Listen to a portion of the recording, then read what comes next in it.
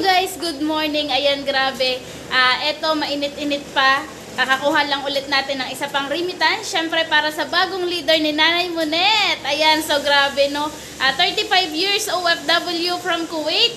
56 years old ngayon, nandito sa hub, isa sa mga natulungan ng Universal Empire, nakauwi dito sa Pilipinas at ngayon, ginagawa niya yung negosyo. Hindi pa to umuwi sa kanila, dito dumiretso sa hub at ngayon ito, patuloy na nagkakaroon siya ng mga new business partner, na kapwa niya OFW at kaibigan. So, isa na kayo sa mga susunod na matutulungan namin, tulad ng nangyari kay Nanay Monet. Nay, anong masasabi mo, Nay? Thank you sa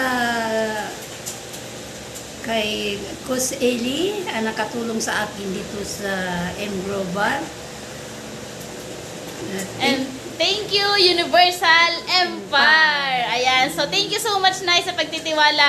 At thank you so much and welcome sa mga new business partner natin, local and international. Ikaw na yung next na OFW na makakauwi at makakapag-for good dito sa Pilipinas. Thank you so much. Ayan. Oh, Welcome yan. po sa buong Universal Empire. Nakita ninyo na yan.